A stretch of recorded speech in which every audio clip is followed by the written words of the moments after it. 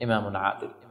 2 number হচ্ছে ওয়াশাবুন নাশাআ ফি ইবাদাতিল্লাহ, এমন যুবক যে যুবক তার যৌবনটাকে আল্লাহর ইবাদতে কাটিয়েছে।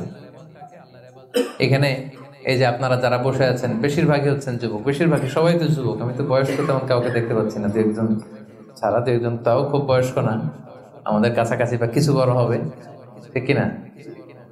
সাধারণত যুবক ধরা হয় কোন বয়স থেকে কোন বয়সে? লেটস সে 20 থেকে 40, তাই না? 20 থেকে 40, এই 20 বছরের সময়টা হচ্ছে একেবারে জীবনের সবচাইতে মাহেন্দ্র ক্ষণ। এত শক্তি, সম্ভাবনা, টকবগে যুবক। যুবকদের মধ্যে আল্লাহ অনেক প্রাণ শক্তি দিয়েছে। এরা বিপ্লব ঘটায় ফেলতে পারে, এরা সময়ের গতিস্রোতকে পাল্টে দেয়, সাগরের স্রোতকে উল্টে দেয়, এরা বিপ্লব করে ফেলে, ইতিহাস রচনা করে, ঠিক কিনা? এই যুবক তার যৌবনের মোক্ষম সময়টা অন্যায় করে কাটায় না, আজে বাজে কাজ করে কাটায় না, জুলুম করে কাটায় না, দুর্নীতি করে কাটায় না, টেন্ডারবাজি, চাঁদাবাজি, মিথ্যা, খারাপ কাজ, কোন এই ধরনের কাজের সাথে নিজেকে জড়িত রাখে না, বরং নাশা ফি ইবাদাতিল্লাহ, আল্লাহর ইবাদতে সে তার জীবনটাকে কাটায়। এজন্য যৌবনের এই সময়টা প্রিয় ভাইরা অনেক দামি। এটা বেশি দিন থাকবে না। রং ধরা যৌবন জং ধরে নাই, শেষ।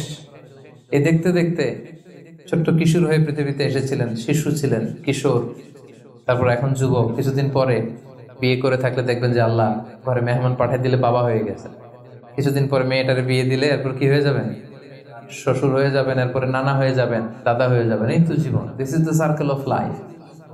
রং ধরা যৌবন জং ধরে শেষ, এটা থাকে না খুব বেশি দিন। এই জন্য এই যৌবনের এই সময়টাকে যারা আল্লাহর ইবাদতে তারা কাটিয়েছে, তাদেরকে আল্লাহ তাআলা আরশের নিচে ছায়া দিবেন। নাশা ফি ইবাদাতিল্লাহ। এবং যৌবনের ইবাদতকে আল্লাহ তাআলা খুব বেশি পছন্দ করে।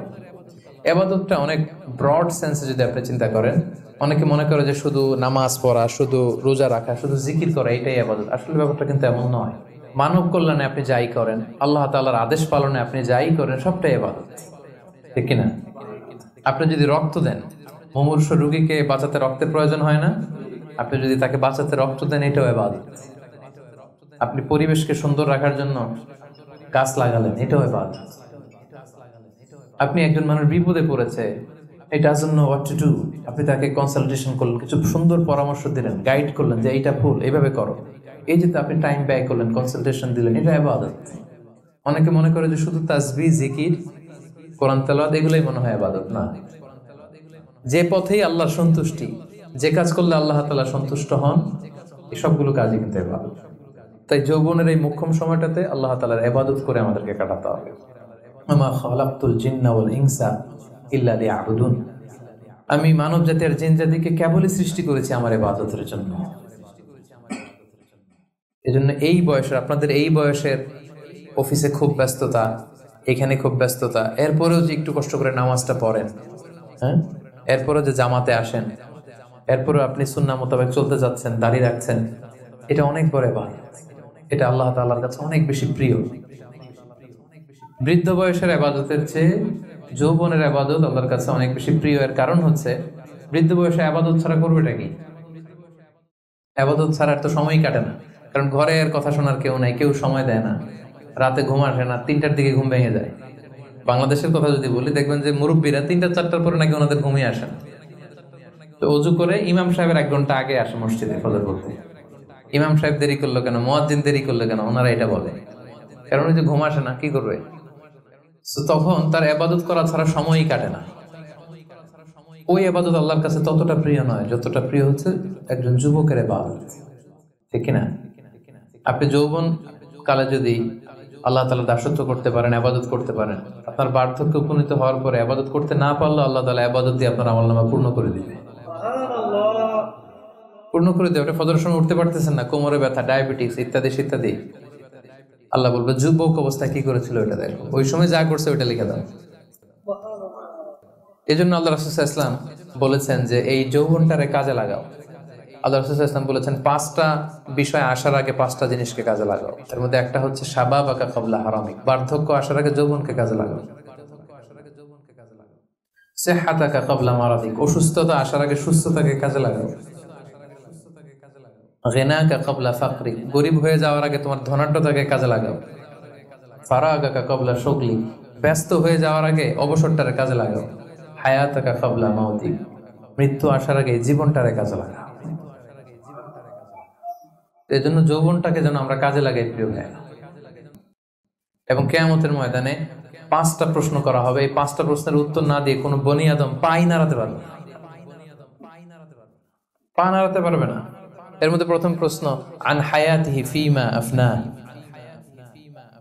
তার জীবনটা সে কোন কাজে লাগিয়েছে। ও আন শাবাবিহি ফিমা আবলা, জীবনের মধ্যে যে যৌবন ছিল ওই সময় কি করছে। সে কি ইসলামের বিরুদ্ধে তার কাজ করেছে? হারাম কাজগুলোতে সময় ব্যয় করেছে? হারাম ব্যবসা করেছে? হারামের সাথে সম্পৃক্ত ছিল? ইসলাম বিরোধী গোষ্ঠীর সাথে সম্পৃক্ত ছিল? আপনাকে জিজ্ঞেস করা হবে যে এই যৌবনের সময়টা আপনি কি কাজে লাগিয়েছেন, নাকি ইসলামের পক্ষে ছিল, যা করেছে ইসলামের পক্ষে কাজে লেগেছে। সম্পদ কোত্থেকে উপার্জন করেছে, কোথায় ব্যয় করেছে, যতটুকু জেনেছে ততটুকু মেনেছে কিনা। এই 5টা প্রশ্নের উত্তর দেওয়ার আগে বনি আদম কিয়ামতের ময়দানে পাই নাড়াতে পারবে না। এই জন্য দ্বিতীয় শ্রেণী হচ্ছে ওয়াশাবুন নাশাআ ফি ইবাদাতিল্লাহ, এমন যুবক যে তার যৌবনকে আল্লাহর ইবাদতে কাজে লাগিয়েছে। এজন্য যৌবনটাকে যেন আমরা কাজে লাগাই।